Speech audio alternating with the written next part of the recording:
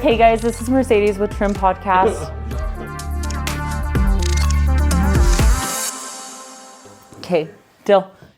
Hey guys, this is Mercedes with Trim Podcast. I'm here with someone I met a long time ago that has really impacted my life, and I'm excited for you guys to get to know him. I'm going to go ahead and let him introduce himself, and we'll get going. So, all right, guys. Thank you so much, Mercedes. Well, thank you so much for having me here, first off. My name is Peter Puertas. On Instagram, I go by P.Cuts. I work at a salon. I have a salon in Lehigh. I've been working there since October of 2020. That's not where I started, but I started there 2020 and then graduated from Palma Chula School in Provo back in July of 2019. Yeah. And I worked in a salon in Orem just for a couple months until COVID hit, and then that's how I ended up in the salon in Lehigh. But I've been having fun, so much fun in this industry. And I've connected with people just like you. And like you said, I'm super grateful I met you first off. Like I remember the first time I met you, you were actually, I don't know if you know this, but you were actually you were the first non-school class that I taught. Really? Like I taught at schools, like hair schools, barber schools, whatever. But then I got offered by Gio to come teach with him at your barbershop. And this was my first professional, like teaching in front of professionals, and I was so nervous. I was like, who's the fellas? Are they gonna judge me? And like that's literally what ran through my head. I was like, they're gonna judge me, crap. Like I gotta be on my A game. And you didn't. Like you treated me like with the utmost respect, and I just really appreciate it. And like to this day, I still talk about that moment to all my classes, and I'm like, I remember those times. And you even paid me. I think that was the first time I ever got paid for like teaching a class. I thought it was the coolest thing. I was like, what the? I'm gonna educate for the rest of my life, But just like little things, honestly, like you made me feel very, very good, and it was something that I was so nervous about, like educating for the first time. Yeah. And you just made me feel super good. So I appreciate you and our friendship over the last couple of years. No, for sure. I agree. We have gotten like super close. Like even though we don't work together, like we still stay like pretty connected. Yeah. We support each other a lot. Yeah, definitely. Yeah. So before you went to school how long have you been barbering? So professionally, I will turn 5 years in July. Yeah. So that's with license and everything. But I mean, I picked up a pair of clippers back in 2015. But just in college, just your college stuff. Yeah. Like meet me in the bathroom kind of stuff, Yeah. Doing like your own hair or like your buddy's hair? I started off with my own hair at first. Yeah. And then I started working on my roommate's hair. And then when you're in college, everyone's broke. Yeah, so everybody wants free haircuts. Yeah. And I was like, I'll do it. I'll try it out. Yeah. Mess some people up for sure. But that's how we learn, Yeah, me too. Did you know that you wanted to be a barber? Like when you were in school? What did you want to do? No, heck no. I went to school to study marketing. Ooh. That's what I was studying. And then I had a little minor on graphic design. So I wanted to be an event planner. Like just create events. Like if there was a new product coming out, I wanted to be the guy that kind of organized everything, and I kind of do stuff like that yeah, that makes sense. You do much sense. That's where I learned a lot of that, a lot of those little details from. Yeah. But that's what I wanted to full time do, is be an event planner and do all that. Yeah. So did you go to school to be a barber, and then you were like, okay, that's gonna like pay my way to get to school, or how did like those two coincide? Oh man, yeah. There's a lot that happened, but I had an interest in hair in college. Yeah. Right, and then when I met my wife, she wanted to be a hairstylist. She wasn't yet. Megan she wasn't yet. Yeah, we were both just in college, but she was like, I want to be a hairstylist when I grow up. And I told her like, I kind of do hair for fun. Yeah. So we had that common interest. Yeah. And then we came back to Utah because we went to college out in Hawaii. I didn't know that. Yeah, we went to BYU Hawaii, and that's where we met. So her being from Utah, we came back to Utah. And then she started hair school, and I started working at a car dealership. So I was a salesman for a couple of years. Yeah. And just seeing her like have so much fun in the industry, like loving her job, and just she comes home telling me what she did and the transformation she did, and she would go to hair events, hair shows. Would you go with her? Yeah, I would tag along just because I still had an interest in it. Yeah. And I think I just met the right people during that time, and I was like, why am I not doing this? They give me a different perspective. Yeah. I did not want to do hair as a career. I didn't think it was a career, honestly, for the longest time, until I had different people give me a different perspective. Yeah. And it was more spontaneous that I started hair school. I mean, I mean, I guess we're here. I guess we can tell a story, you know? Yeah. So that's what it's all about. So I was working at a car dealership, and I felt like I wasn't making enough money. Like, my brother was my boss. My dad had his own car dealership. Like, car dealerships run in our family. Yeah. And as much as I loved being in the car industry, I knew it wasn't for me. Yeah. And I wanted to make more money. And so I actually signed a contract to do like summer sales. Yeah. And I was gonna do pest control. I think it was pest control back then. I like signed the contract. I was gonna go to Milwaukee. I even had a goodbye dinner with my family for the summer. Me and my wife, we flew to San Diego because she had some family there. So from San Diego, I had another flight that I was supposed to get on to get to Milwaukee from there. Yeah. And we were in San Diego probably for like a day or two, and I just felt like I just shouldn't go. And it was so hard for me because it was like I was so committed. I had my bags packed. I already said bye to my family. I quit my job at the dealership. Like, I was fully in. Yeah.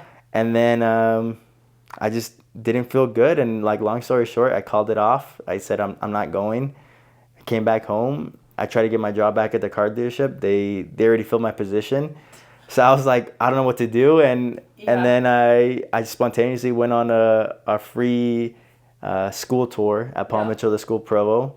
I just had a little bit of a push from a guy named Jordan, and he kind of just told me the benefits of going, and I just went, and I was like, you know what, let's just start. I want to start. I've had an interest in this.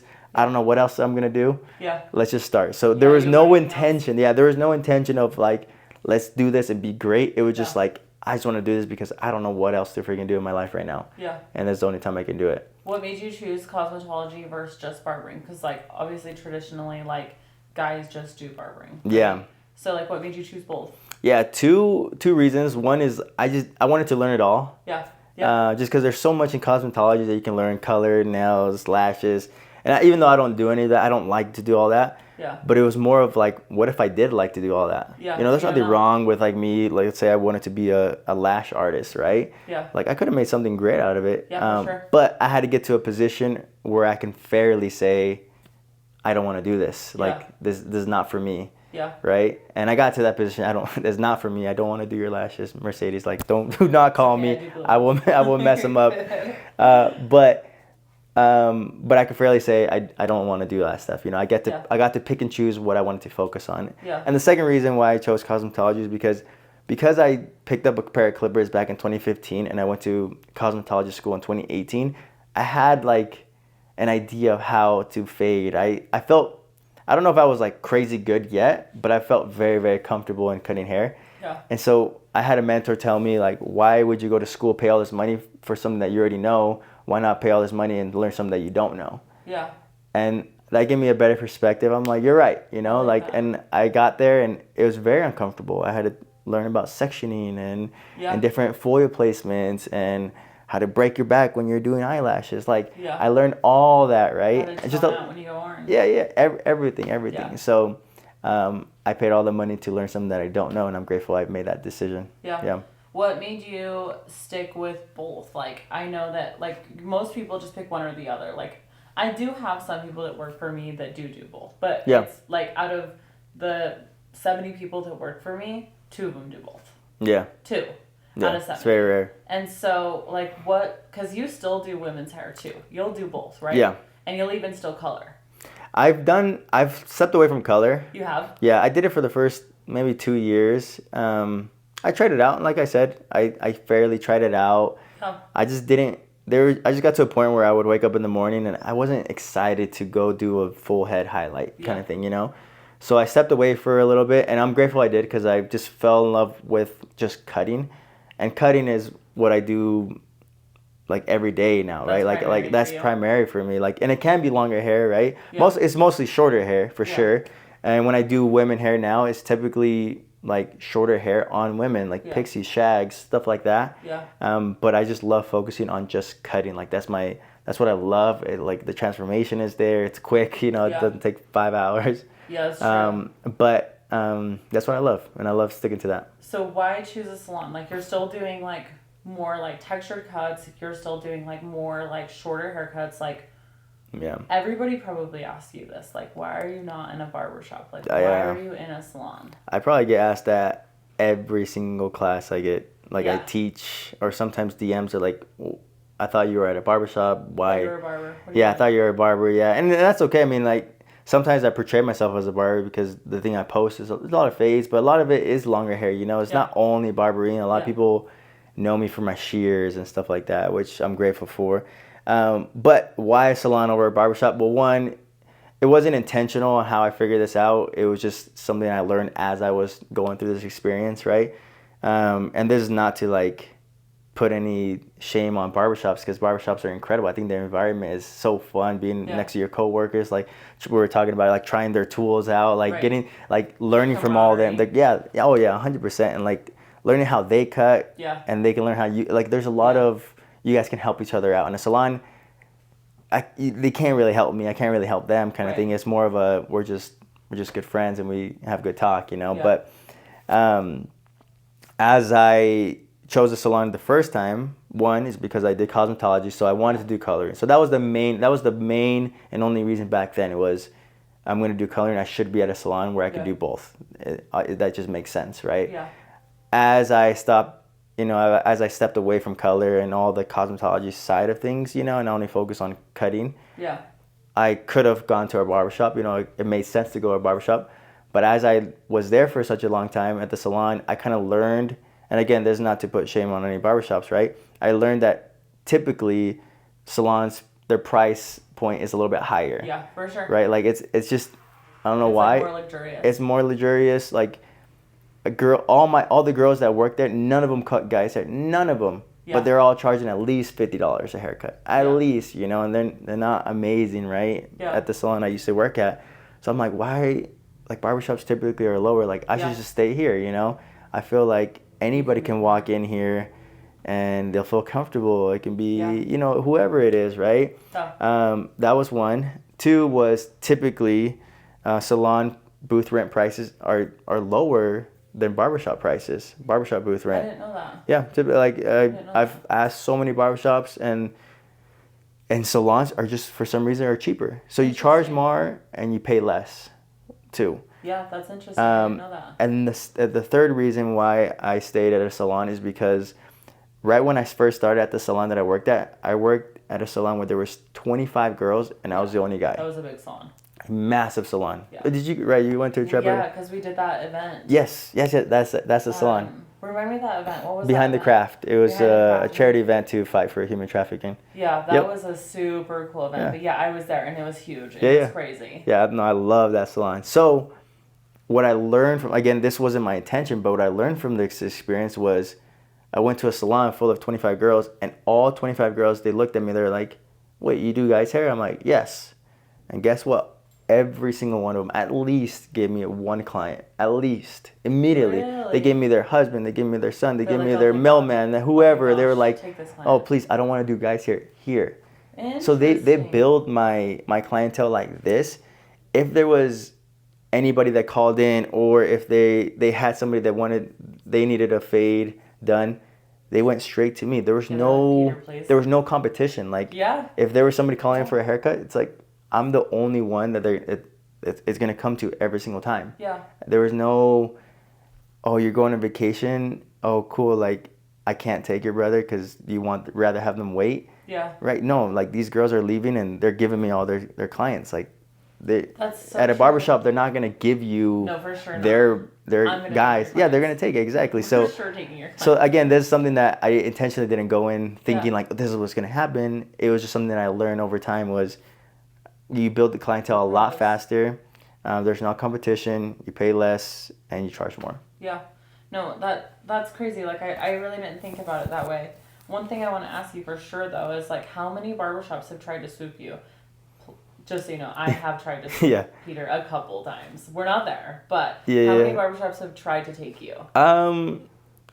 Honestly, like all of them. A lot, yeah, like a lot, yeah. A lot of different deals going on. The only one I got very close with, I'll be honest, was probably you. Like, yeah, and that was more like the behind the scenes stuff. Just do a couple hours. Yeah, I know that. I like strongly consider that. You know, yeah, we almost went to business. I still think we're gonna go into business here soon. I think so too. We're just too alike, and and we just love helping people. Peter's gonna have like a fella's elevated shop for sure. Yeah. Something just like super luxurious that costs us a fortune. Nah, we'll make something happen for sure. But like, yeah, a lot of different barbershops, a lot of different deals, a lot of shiny things. But it's just for sure. How would they not want to swoop you too? Like, not only because like that you do good care, but because like your education side for me. Like, I love barbers who love to give back. So, like, one, you love to give back to the community. Two, you love to give back to the barbers. Like, you have this mentality of, like, I'm not better than you, but I'm here. Like, if you have questions, like, I'll show you. Like, I'll show you everything I know. Like, you're not trying to hide anything. You literally post videos of how to cut hair. Like, you want the whole world to be just as good as you. I want them to be better than me, honestly. Which is great. Like, how could I not want that a part of my life? Which I do have that a part of my life, but, like, a part of the fellas team. Like, I feel like you're, like, the staple of, like, who I would genuinely want. So yeah, one day I am gonna see you. You just don't know it yet. We'll make it happen, hopefully. Yeah, one day. So you just had a baby, but you have Zion, who's a little older. How old is Zion? So Zion will turn 2 in July. So my second baby will come in July.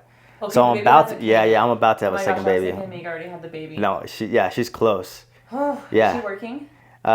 She's working right now, but I think she's like one more week and then she's gonna go on leave. Good for her. It's hard. Oh, it's so hard. I remember at the end of my pregnancy being like, can you tie this shoe clear down here? Like, I can't. Oh, I know. I think last night I didn't give her like a 20-minute calf and foot massage. Like, seriously though. Yeah, seriously, like it hurts so bad. Yeah. Like wearing compression socks. You're like, oh. And I'm like shaving people, and I'm like, I'm really sorry that my belly is like an inch from your face. Like, it's just all I got. I'm so sorry. I know. I told Megan she doesn't even have to work, but it's good for moms. Yeah, she needs to get out, and she loves hair too, you know. But I think she loves being a mom more. Yeah. But so what's made you not open, like, so I know you have ownership in the salon that you're yes, in, but it's just partial ownership. Like, what's made you and Meg not open a shop together, like barbershop / salon, or just salon, or just barbershop? Because like you guys have that combo between the both of you that you can do both. Like, what's made you guys not? Yeah, I think that's a great question. Honestly, we get asked that all the time too. And back then, I think as a young, hairstylist in the industry, of course you want to open up a barbershop or a salon. Like, that's just what the school teaches. That's like what the oh my gosh, you made it moment it is, And for the longest time, that's what we wanted to do, and a lot of people don't see the cons behind it. Yeah. Like, there's a lot of things that people, when they see your stuff, Mercedes, I bet you anything, 99% of them, they see success. They're like, well, that's incredible. I want her life. Yeah.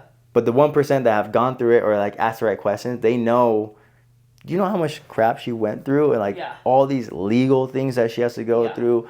Opening up a license and just making sure like everything's up to code. Like, just so many different things that we as like people going in the shop, cut hair, go home, like we don't have to worry about. Like you go home, you're like, do we have toilet paper? Do we have paper towels? Like, oh, the ceiling there has a leak. Yeah. If I was just working, the roof. Yeah, sorry, the roof has a leak. And like the ceiling. Both.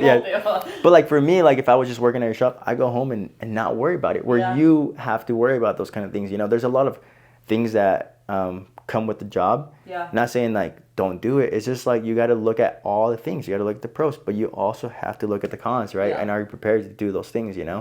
So for the longest time, we wanted to do those things, and because I knew a lot of shop owners and salon owners, I had real conversations with them. I said, okay, tell me what you love about it, but please tell me what you don't love about it. Yeah. And it was crazy. Like, out of 10 shop owners, like 9 of them probably said that they wouldn't do it again. Yeah. Like they would if they can rewind the time, they would choose to not do it. And that was mind-boggling to me, because that's all I wanted to do for a little bit, And so as I started asking the right questions and just looked at finances and all the different things and energy that has to go towards it, it made me realize that for the longest time, I wanted to open up a shop because everybody else wanted me to open a shop. Like, I never sat down and said, is this what Peter wants? Is this what Megan wants, Yeah. And once we came to that realization back in 2019, we're like, wait, we don't want to shop. Like, we love that we get to go work and go home, and just do our own thing and invest in different businesses, Yeah.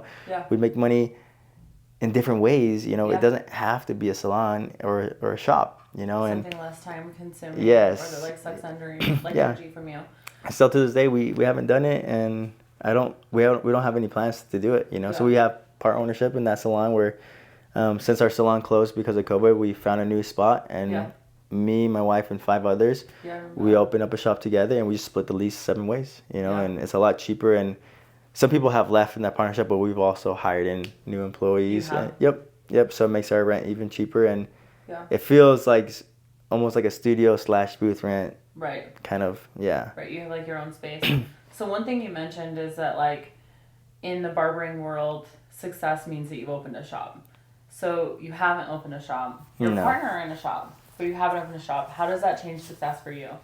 Yeah, I just view success as a different way. You know, like, well, success is like what you want. Like, you're successful at whatever it is that you're doing, as long as you're doing it, right? If you want to be a shop owner and you're a shop owner, great. Like, you achieved your goal. If you want to be 100% booked out with clientele and you do it, that is success. Like it's just whatever you want to do and you're doing it, like, that is success. You know, for me, it was, I want to be an educator.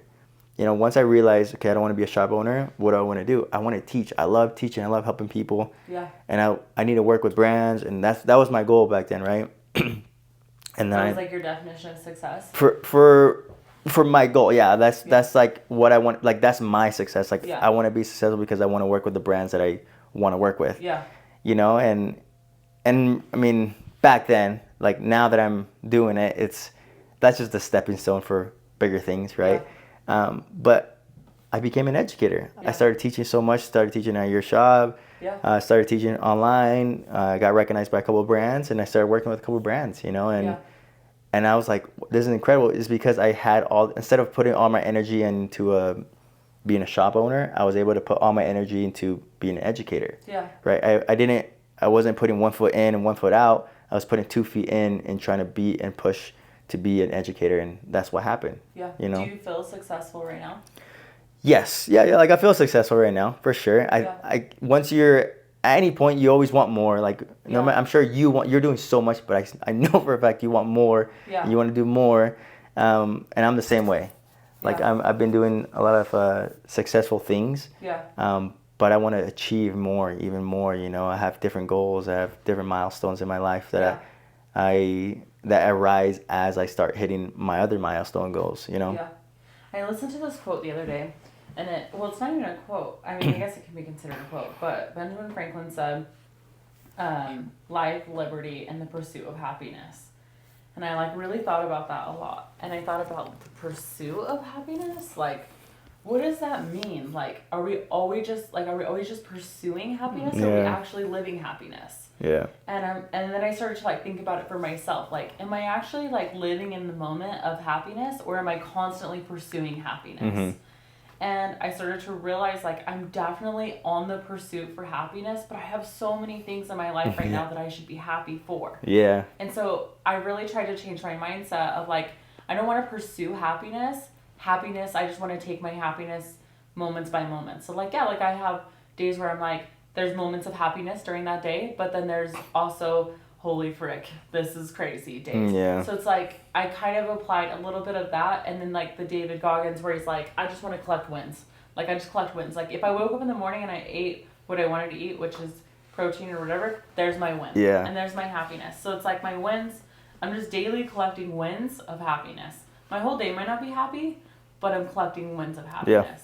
Yeah. And that, to me, has fallen into success. Yeah. Because success to me is being happy. Yeah. And it's not money in my bank. It's not any of the other things, but just being happy. And that can mean so many different things to everybody. Exactly, but for me, happiness means, like, I'm just, like, genuinely fulfilled with joy and gratitude and humble.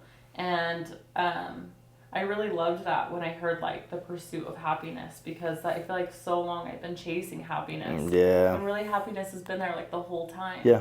And I just never, like, really, like, soaked up what I had. I just was always searching for the next. I'm still searching for the next. Yeah. But I'm finding the happy moments in between. It's like when you look back and you're like, I've done all this. Like, I should be happy, you know, and you should, you know.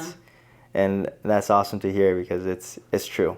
Yeah. Like, it's collecting little wins, and it's not, like, that's why, like, I stuttered when I was like, do I feel successful? Like, yeah, you know, but I'm just happy because I'm doing what I want to do. Yeah. You know, and I'm gonna continue to do what I want to do, and I'm gonna continue Yeah. to do what I don't want to do. Right. Like. Right. And that's just how it works. You know. And I was at my wife. Her mom passed away like a year ago, and we were at her gravesite yesterday, and for Mother's Day, and I saw a little quote on like back of her gravesite, and it says you'll never truly understand the value of a moment until it becomes a memory, you know. And I was just like, dang, that was like really deep. And I sat there and I just kind of like thought about that moment, you know. I was like, that's so true. And then I like took that moment. I just looked at my son, and he was just having the time of his life, just running on the grass and like playing with flowers, and like I'm just like, this moment's it's gonna go, like now, you know. And then looking back at those moments, I'm thinking about it now. It's just like,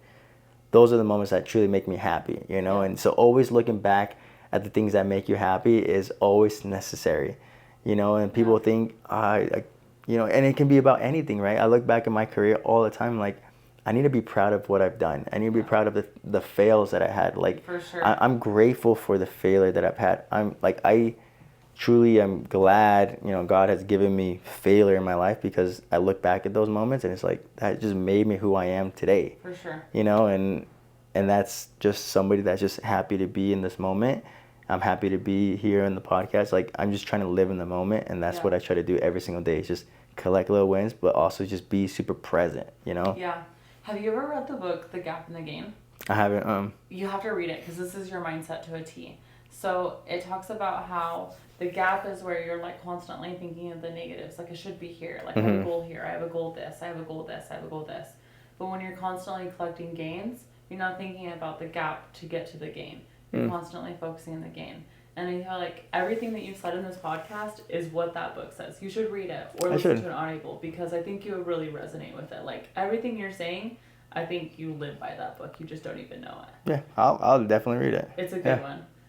If you could say like a quote, I love asking people this on podcasts. Quotes like matter to me, mantras like matter, but it's okay if you don't have one. So don't, no pressure. But you're good. If you have something you like live by, or a mantra that's like, you hear it and you're like, dang, that hits. What would it be? Man, I don't know, man. I feel like that quote that I read yesterday was like, it hit me really hard. But I don't know. I've said, you know, when I think of quotes, probably the quote I would say is probably, you know, and this is not like a quote I read. It's just something that I've learned over time. It's being nice to people and treating people with respect, and just like, honestly, being nice to people will get you further in your life and in your career. I agree. More than skills alone. I agree. That's my quote. Is truly being nice to people will get you a lot further in life than your skills alone. I've learned that so many different times. I've shaken everybody's hands. I will never belittle anybody. I will never think somebody's under me. We're in the same level, you know. And if I have treated you that way, first off, I apologize, you know. I don't think so. Hopefully not, you know, because I try to have real conversations with like every single person. But the people that I've met in my career in this industry, you know, as I was growing in this industry, like, I was just trying to be nice to them, and they give me different opportunities, and that alone kind of like stood out, made me stood out to them, you know, and you know, in the future we were able to do some things, you know, and that's how we got to where we're at, you know. But and that doesn't have to be in the industry. That can just be in life, you know. You just treat people nice, and just things happen, magic happens. I think like treating people nice and like letting go of like the outcome is something like I've had to learn, because sometimes like you can be nice to people, but like they're just not nice, you know. Or like they have bad intentions, but like that doesn't have to change the way that who I am or my outcome, or like the way that I treat people. You know? So it's like, my mom always used to say like, just kill them with kindness. And I'm like, okay, I want to kill them, but I'll kill them with kindness, so it's fine. My favorite quote is, it's not about you. Don't you feel like that's so similar to what you just said? Oh, yeah. So it's not about you. Like, so I try to live my life like that. Like, everything I do, I don't want it to be about me. I want it to be about somebody else. Yeah. Somebody else. Like, I don't want it to be about me. Like, because overall, that's benefited me the most in my life. I live my life to benefit other people or other things, and that's gotten me to where I'm at. Not because I was above people or because I focused on myself. Like, I tried to not focus on myself and focus on them. That's why I feel like we're gonna go into business together. We will. We just feel like so similar. Yeah. So besides going to business together, what do you feel like is next for you? Oh man, there's so many things. I mean, number one, I just want to be the best father for my kids. Yeah. And kids, it's gonna be plural because in July we're gonna have 2, and it's gonna be incredible. 2 boys. Oh man, we're gonna. Oh no. Yeah, we're gonna disrupt everything. That's number one. It's just try to be present, help my wife out, help my son out, my kids out as much as I can. But in the industry, like I'm always looking for new things, right? I'm working with different brands right now, and a lot of things are happening this next year. Different partnerships are happening, but I feel like my Peter next thing in the industry is I really want to take a lot of my education and move it to online stuff. That's great. And just kind of work on that, and of course do some kind of different business on the side. Like trust me, I love doing hair. Yeah. I think being behind the chair is incredible, but I love venturing out. Like I love trying new things, and I don't know, maybe like being behind the chair will be a lot more more of a limit for me, right? Like it's. Your clients are like instantly panicking. Yeah. Like I'm already like cutting down my days. Like I'm already at 3 days, and my goal is to try to get to 2 days. Like that's my next goal. Yeah, and that's incredible. Like my next goal is from 3. I'm trying to get to 2, and from 2, two's perfect. I'm gonna try to get to 1, and then honestly, from 1, I'm gonna try to not cut. You know, I'll cut for I'll cut for fun. Like that's what I do. Yeah, I'll cut because I want to, not because I have to. Yeah. That is my true that's my goal. Like I started cutting hair for free. I want to end cutting hair for free.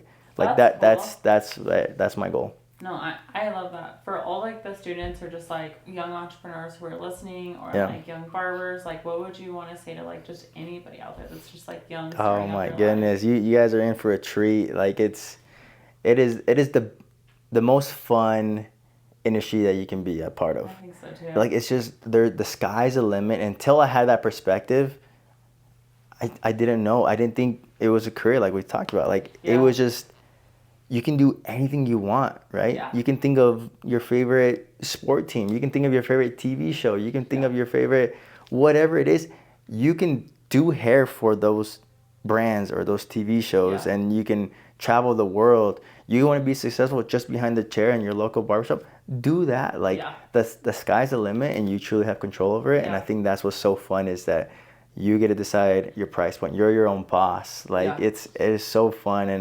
And the long days at first, of course, but it's never the same thing. Different people are in your chair, different human beings, different stories to be told, and it's so fun. I think that's what keeps me going in this industry, is because of the people that sit in my chair, the relationships that I have with them. And they make me so much like happier because they give me energy.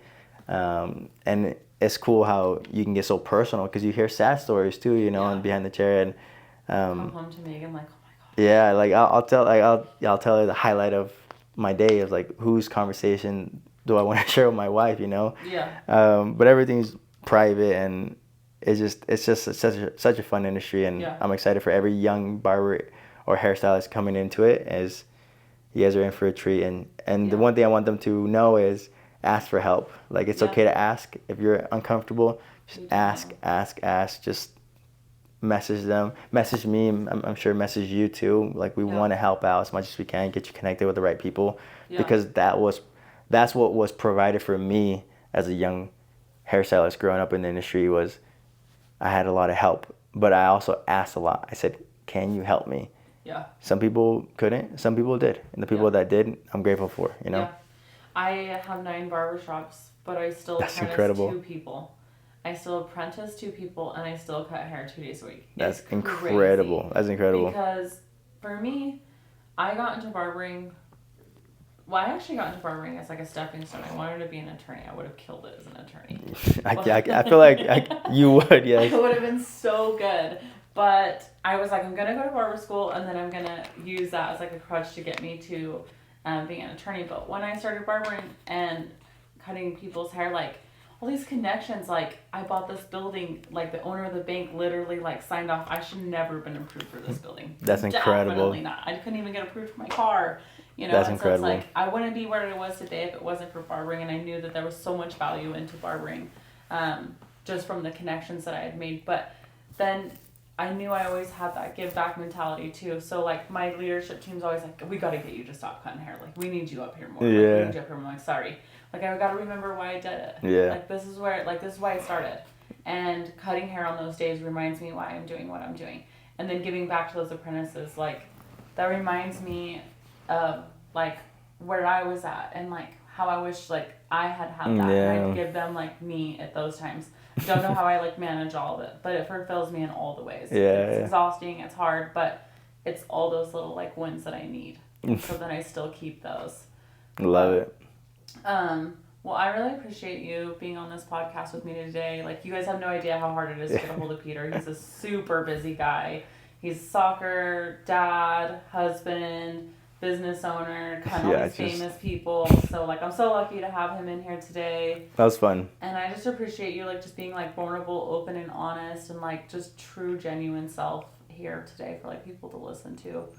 So no, I appreciate you having me again. I'm super excited for what was to come between us, you know, and we're very alike people. We want to help people. We can't see businesses fail. Yeah. Not for our own gain, it's for the gain of others. Yeah. You know, and again, I appreciate it. I appreciate you and everything that you've done for me. You're one of the people that I've looked up to in the industry because you've been somebody that when I ask for help, you're the first person to say yes, you know, sure. and that's like I give all the respect to those kind of people because that's why I'm here. Like that's who, like I feel like I'm who I am partly because of you know, like and like just obviously different people, right? But you're a part of that. So I want to just thank you so much. I appreciate you and brilliant business still. So I'm grateful for you.